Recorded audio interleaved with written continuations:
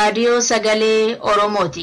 Raadiyoon sagalee Oromoo torbanitti guyyaa 3 wixata, roobii fi sanbata galgala keessaa sa'a 7 haga 7 walakkaatti dambalii gabaabaa meetirbaandii 16 yookaan kiiloohertzii 17,850 irratti qophiilee isiniif dabarsu amma jalqaba. Kun raadiyoo sagalee Oromooti.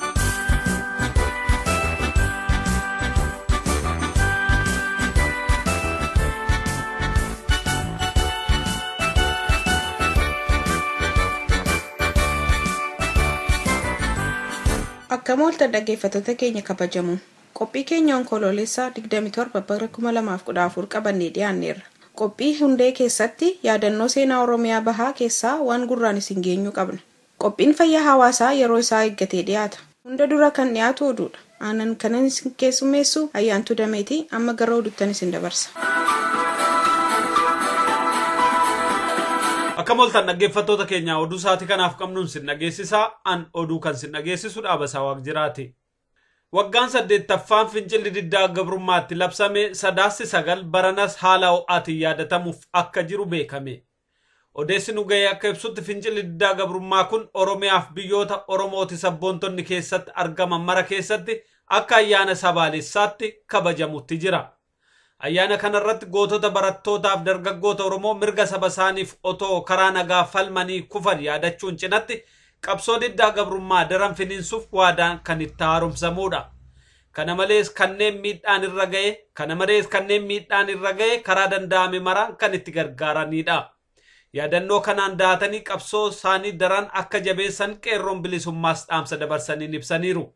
9 guyyaa fincila diddaa gabrummaa Oromiyaa ta'ee erga kabajamoo eegalee waggaa 8ffaaf deemaa jira. 9 bara 2005 haala biyyaalessaatiin labsa fincila diddaa gabrummaa adda bilisummaa Oromoo irraa kennameen dargaggooti Oromiyaa sagalee uummata Oromoo sadarkaa addunyaatti dhageessaa jiran. Baramma keessa jirru kanas babal'ina magaalaa Finfinneetiin walqabatee mormii diddaa gabrummaa ka'een sagaleen uummata Oromoo sadarkaa olaanaatti dhageefftii argachuunsaa kan yaadatamu. Diddaa kanarrattis barattoonniif dargaggoota Oromoo 300 ol ta'an mootummaa Itoophiyaatiin ajjeefamuun kan yaadatamu. 1,500 ol kan ta'an immoo ammallee manneen hidhaa adda addaa keessatti dararamaa akka jiran beekamaadha. Itoophiyaan biyyoota Afrikaa bahaa dhibee Iboolaatiin miidhaman gargaaruuf murteessite. Gabaasaan keenya Finfinnee irraa akka nuudhaametti mootummaan Itoophiyaa biyyoota Afrikaa bahaa dhibee Iboolaatiin miidhaman gargaaruuf hojjettoota eegumsa fayyaa 200 ol kanneen fedhiidhaan achi deemuudhaaf qophaa'an achitti erguuf qopheessee jira. Ministeera eegumsa fayyaa biyyattii akka jedhetti gargaarsi kun kan duraa malee kan dhumaa miti. Akka himametti Itoophiyaan gargaarsa maallaqaa kan doolaara 500,000 ol ta'ullee arjoomuuf akka jirtu himameera. Maallaqni kun garuu eessarraa akka argamu hin beekamne.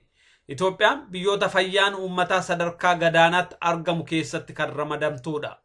Helikoophtaroonni daangaa Itoophiyaa seeraan ala seenuun hidhaman gadhiifamuun beekame. Oduun nu ga'ee akka ibsutti helikoophtaroonni 5 kanneen balaliisoota 26 keessatti argaman Sudaan irraa ka'anii seeraan ala daangaa seenuun Baardaar qubatan. Balaliisooti lammiin isaanii Awurooppaa ta'an kunneen boba'aa guuttatanii gara Keeniyaatti balali'uuf gara Baardaaritti goranii turan. Mootummaan Itoophiyaa immoo hayyamaan ala waan seenaniif to'annaa jala oolchee 7 qorannoo jabaa irratti gaggeessaa akka ture himame. Balaliisonni kunneen mana murtiittis akka dhiyaatan beekameera.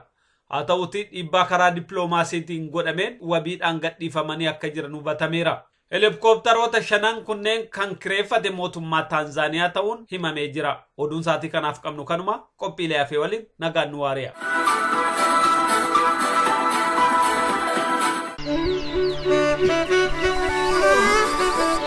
Oboron kajele tuluran kare gara wallonde malube ko barbacha halaptizio bare lava barino levlukuni yadifte magala tarabdi namayandi gule qalbinsa godane sosobu malfidi malanga chisare subila patanka wajira bimbeku kulubeko argadhe nan milkaa'aa.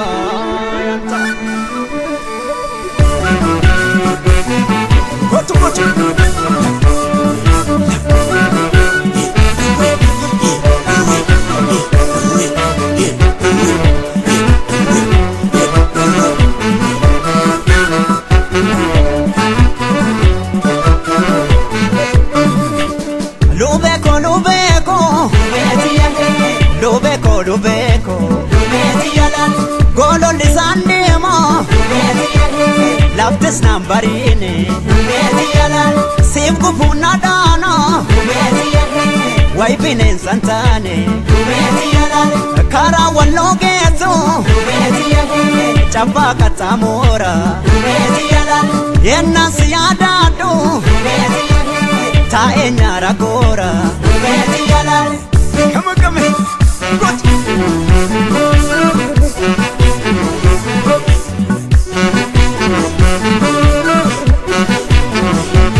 Madif na pimpektu ansi jala chuko dukana robatin kupun anamunko dukana robatin kupun anamunko marmare demen tapajada marro ke daga hembo he la pajala marro shi daga hembo he la pajala malaton se bema urmita kulama isheda bondema argitan nabema manara bagate akakora gala sila sarga jora abdachu tujala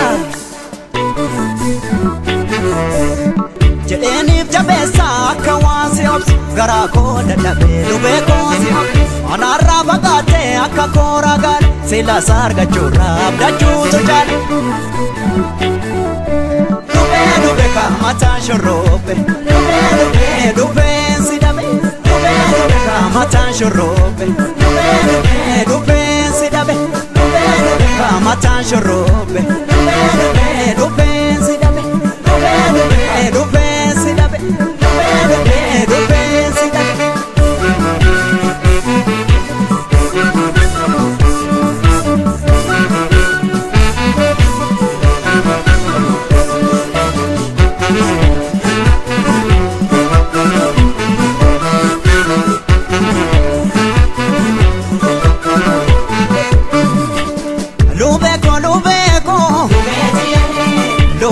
Lubeko gololli sandemo laftis nambarine sif gufuna dano waipinen santane kara wallo geto chapa katamora yenna siyadado ta enyara gora come on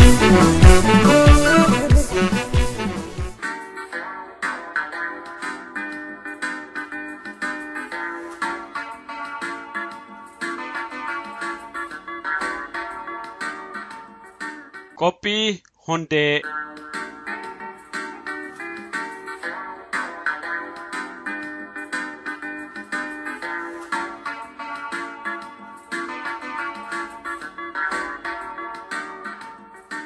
sabni kamuu seenaattiin boonu seenaa eenyummaa isaattiin ibsatu seenaa achi dhufteesaa ittiin dhaloota dhufutti dabarfatu kan mataasaa kan afaaniin himame saa ta'uu kan barruun kaa'ame ni qaba.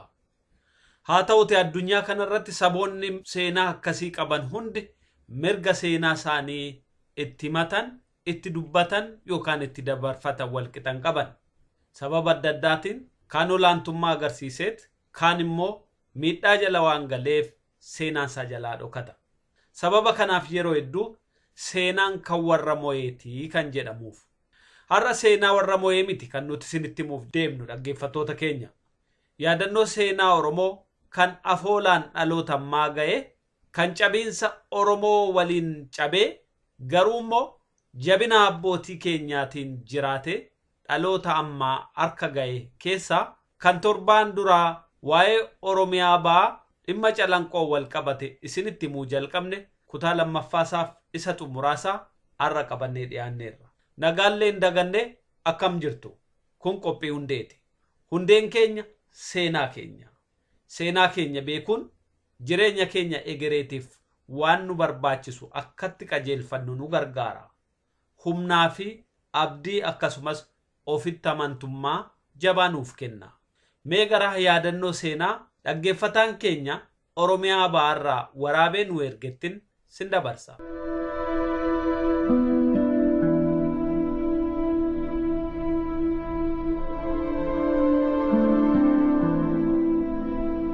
Lola calii calanqootiin naannawa kanatti moggaasin lafaa martii seenaa qaba. Lafti korrobbo jaan hoggaa isaan akkasitti dhuman booda roobni xiqqaan roobe asii galaanni baheeti armaan kuteellaa korrobbo lafni jaan kun amma raaree mojoo jaam korrobbo kani jaan sun achiini naannawee tulluu tana duubaan korrobboo sudha sulullisaa akkasitti bu'a jechuudha. Bishaan asii roobeetu galaa dhiiga san fuudhee achitti khayaasu korrobboo jechaa maqaa saniin bahe jechuudha. Dhiiga galaanaatu asii dhiiga mojoo kanaa fuudhee roobni itti roobee dhiiga san fuudhee akkasitti korrobboo san geessee korjee achiin gala. Saniifi korrobbo janii waan korjeefi korrobbo janii.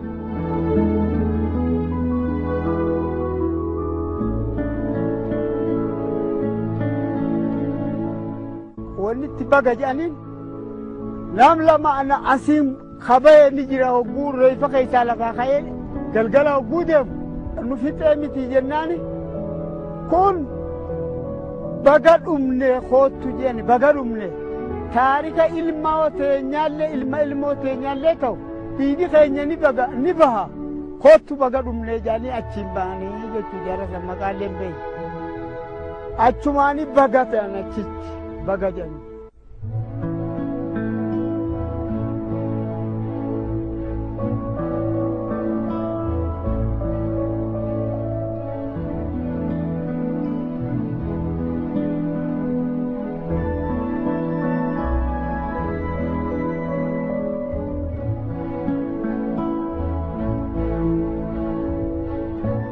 Bakar Waaree goota dursaa waraana uummataa lola calii calanqoo irratti hirmaate. Lola keessatti fardaan hirmaatee miilli isaa wayitirraa citetti miilli isaa irraa cituu otoo hin barin lola keessatti hirmaatee gara qe'eetti wayita deebi'u miila cite namni biraa wayititti agarsiisu bakka miilli isaa itti cite beekuu miti miilli isaa cituuyyuu reefa akka arge namarraa dhaga'e. Wayita kanatti Bakar Waaree miilli isaa eessa akka buute waan irraa beekuun qabu. Hagaardhaatti dhabamuu miila Bakar Waaree moggaasuuf jechamaa fi mammaakni hawaasa naannichaatiin beekamu wanti tokko dhabamee hin argamu kan mirkaneessu achi buuteen miila Bakar Waareeti jechuun dubbii jechaa ta'ee seenaa gootichaa kanaa yaadachiisaa tura.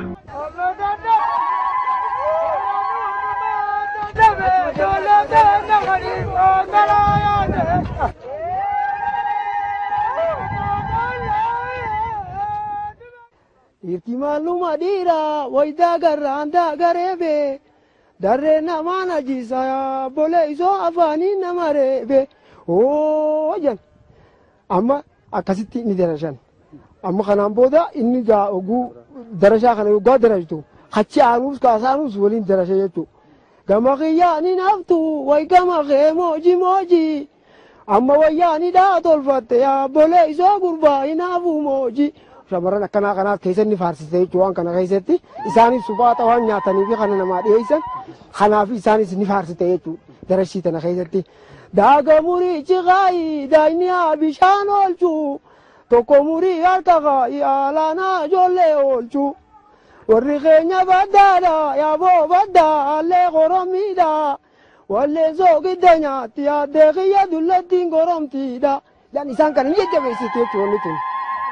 Akkana moo kanneedha yaabota namootana duuba amma gurbaa sodaaten baannu yaabolee isoo lolli salaata duuba jangammaa taganamaatti mita asiriitti tunu beeyte asirii as wayye yaaboo asirii as wayye lukkichaa gadin teenye amma asirii jabaatte diina yaabolee isoo gurbaan beekuu wallaalee akkanasi tanaafi takka malee sirraa tambiyyaa geeyse malaan tambiyyaa dhiisiyaa addee tarbiyyaa lolaa geeyse ooyiruu warra guddoodha galuudha naannoynee dhumuu diddeeyaa addee mala biraa galuudha keenyatti ruusa yaabooqa warraatti midhaanii shantamii shaniin binneeyaa addee saggaarii ka bishaanii.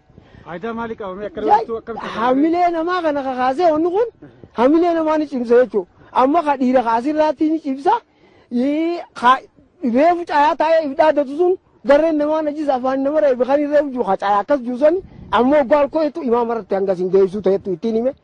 Shamarran kun akka hawwan kun akka hojjaa fi kana fidanii maal godha isaan kanaas hamilee isaanii kaasuudhaaf fi isaan kanaas akkasitti wayyaan hidhaa tolfatte gurbaa'inaaf moojii maal jettee akkasitti waliin deemti jechuudha.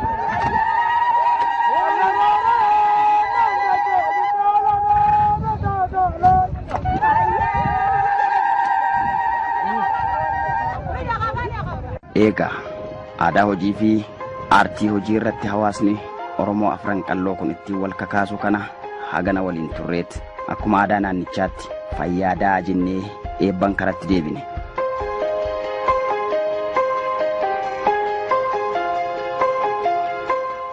Geirari naan jettu yoomiin geirare hare dayda jitimsuun bareedin nan koo geere jire qaataa qubaan jarjerte billa wagarkaa habaamte kan gootaa faaruu kubse gajiichaa lammii xiyyaa ililbeen qa'ee goote.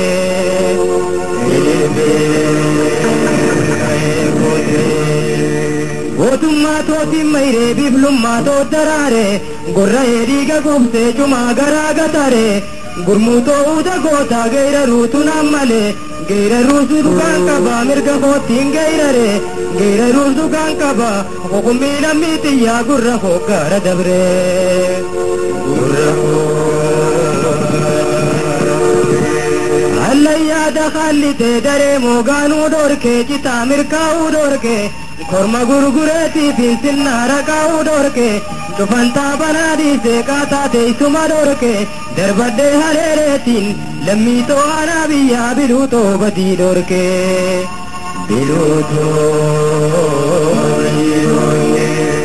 gabbadhee karran seenu garmammee diidu malee beelawee shaashoon kuufuu mirgoo gorraatu malee geeraree duwwaan galu gajiichaa lammii xiyyaa goota gootaatiin malee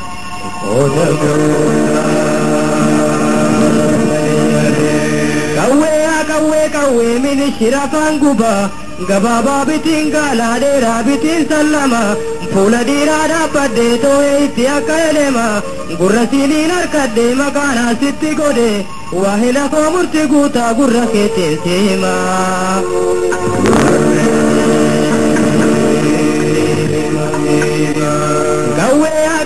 Kawwee minishira fanguba naasaa faan baaruta gadaaddaa warra gamaatuma ogeeysa cima abboorraa daannaan binne hiriyoon toonaan hiine lammiin kaaloonaan dhoyne gootummaan harkachiise harmeetoo hundee ayyaa lubbuutoo du'aa kenne.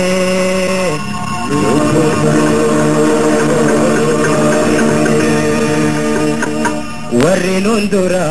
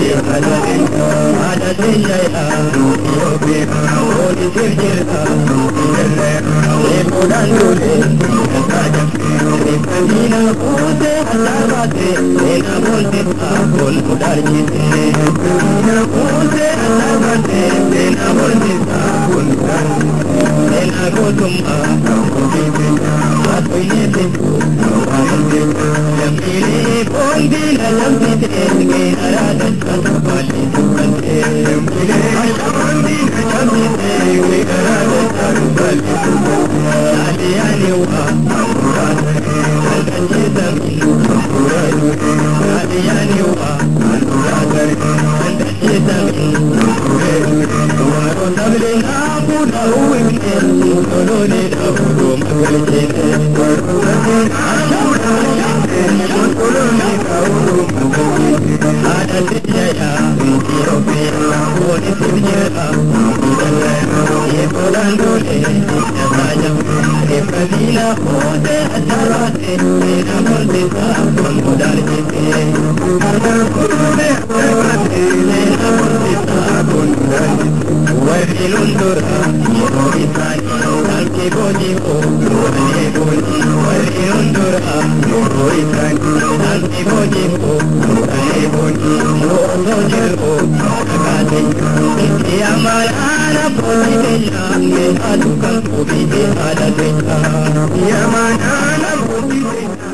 Qophiin keenya hundeerraa akkanumaan raawwata dhaggeeffattoota keenya waan nu dhaggeeffattaniif hedduu galatoomaa.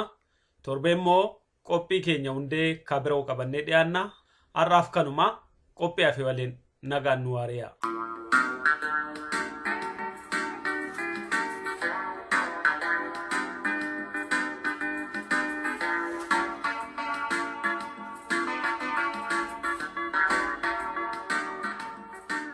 Kun raadiyoo sagalee Oromooti. Dhaggeeffadhaa, hirmaadhaa. Qabsaawaan ni kufaa, qabsoon itti fufa. Irraanfachuu hin qabnu, hogguu haa yaadannu. Haa wal yaadachiifnu, namuu haa qaabannu. Waan ammatan qabu gootawwan kaleessaa, kana qabuu hin qabne sammuu keenya keessaa. Kana qabuu hin qabne sammuu keenya keessaa. Gootawwan kaleessaa warri biyyaaf dhabne. Kan biyyafiif kennan kennaa adda hin qabne takkitti lubbuu fi tajijjiirraa hin qabne takkitti lubbuu fi tajijjiirraa hin qabne warri biyyaaf jedhee ofii biyyee ta'e warri ofii dhabamee qabsoo asiin ga'e warri qabsoon haqaa isaaniin daraare warri lafee isaaniin sabboonummaa jaare lubbuu deebii hin qabne sabaaf dabarsanii abdii bilisummaa dhiigaan magarsanii warra ofii du'anii qabsoo jiraachisan lammii abdachiisuun kan diina naasisan seenaa awwaalame warri boollaa baasan aadaa tuffatame warri lafaa kaasan warri bilisummaaf gatii lubbuu baasan warri bilisummaaf gatii lubbuu baasan tokko lamaa miti hunda yaamne hin fixnu kan fakkiif kakaafnee kan galmeef haa dhiifnu. Taaddasaa fi Baaroo Bariisoof Gammadaa Elemoof Mul'is Buriisoof Gadaa kan yaadannoon isaanii nutti dhiise madaa. Gaaddisaaf Bareentoo Daddafaa fi Bilaal Guutamaaf Gammachiis Boruuf Guutuu Caalii jaallattoota sabaa gootawwan qaqqaalii. Qees Guddinaaf Jigsaa Habroof Goota Bobbaas Guddataa fi Iddaa Badhaasoof Waltaasis Alii Garoof Baatii Hambisaa fi Dayyaas babal'achaa jirti xurreen keessanarraas babal'achaa jirti xurreen keessanarraas.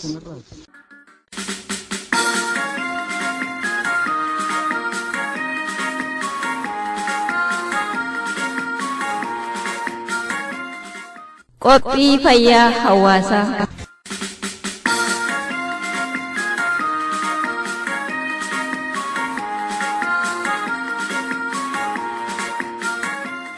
Irra deebinee akkam jirtu jenna kabajamtoota dhaggeeffattoota qophii fayyaa hawaasaa.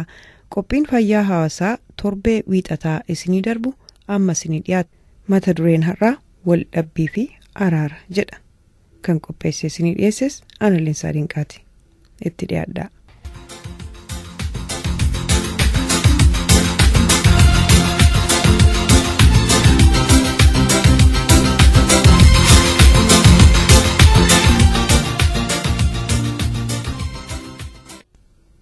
Waldhabbiin yookaan konflikt afaan Ingiliishiin kan jedhan yeroo nama kan biraa yookaan dhibii waliin waliif galuu hanqatan garaagartummaa jara lameen gidduutti uumamudha. Waldhabbiin yookaan konflikt hiiknii fi akki itti dhimma bahamu baay'ee bal'aaf guddaadha. Waldhabbiin bifa adda addaa qaba. Hamaa yookaan jabaa fi laafaas ni qaba. Kan dafee furamuu fi hin furamne yookaan furamuuf yeroo dheeraa yookiin irra deddeebii gaafatus ta'uu danda'a. Kanaaf qophii kana keessatti bifa waldhabbii hundarraa dubbachuun nuuf hin hafalatu yookiin hin salphatu. Maaliif yoo jenne waldhabbii nam tokkee gidduu, waldhabbii garee lama gidduu, waldhabbii ollaaf ollaa gidduu, waldhabbii maatii gidduu, waldhabbii abbaa warraaf haadha warraa gidduu, warraaf ijoollee gidduu kan kana fakkaatan bifa hedduutu jiru. Bifa waldhabbii hunda tarreessinee hiikaaf furmaata isaas yeroo gabaabduu qabnu keessatti wal qaabachiisuu waan hin salphanneef har'aaf tokko isaarraa dubbachuun gaarii ta'a. Kanaaf har'aaf waldhabbii maatii keessaa kan jedhurraa ilaalla. Itti deebina.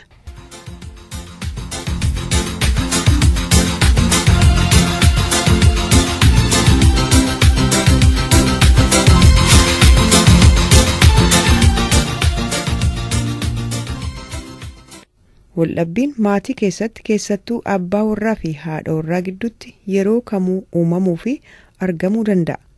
Maddi yookaan bu'uurrii fi irraa ka'umsi waldhabbii maatii keessaas adda adda. Laafaa yookaan jabaa ta'uus danda'a jechuudha. Waldhabbiin warraa yookaan abbaa warraa fi haadha warraa jechuukooti. Yeroon itti ijaaraa ta'e mul'atus ni jira. Fakkeenyaaf waldhabbiin abbaa warraa fi haadha warraa gidduutti yeroo uumamu yoo isaan lameen wal mari'atanii kan furatan yoo ta'e waldhabbiin kun akka isaan yaada ofii waliif ibsanii fi wal hubatan isaan gargaara. Abbaa warraa fi haadhi warraa waan isaan lameen gidduutti waldhabbii uume ifa baasanii yoo walitti dubbatanii fi furmaata ijaaraa irrattis yoo waliif galan waldhabbiin isaan lameen gidduu kun waldhabbii ijaaraadha jechuutu danda'ama. Waldhabbii ijaaraan furmaata ijaaraa uuma. Furmaanni ijaaraan ammoo deebisee maatii warra walii galaaf waliin jireenya ijaaraa uuma yookiin argamsiisa.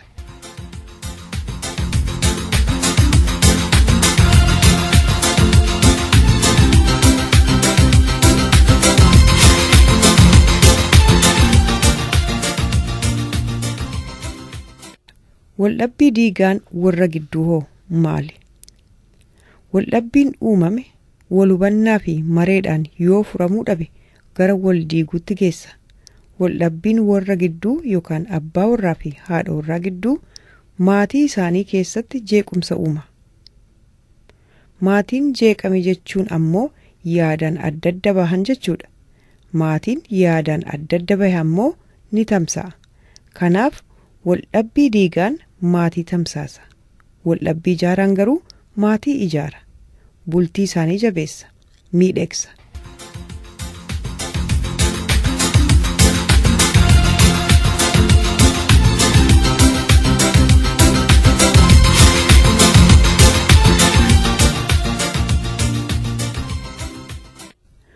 Warri akkamiin waldhabbii gara ijaaraatti jijjiirrachuu danda'u? Waldhabbii diigaas akkamiin ofirraa dhorkuus danda'u? Dubbii babal'isuutti jarjaruurraa of qabuudha. Namuu waliif dhaggeeffachuu, waliif obsuu fi wal mormii hambisuu yookaan xiqqeessuudha.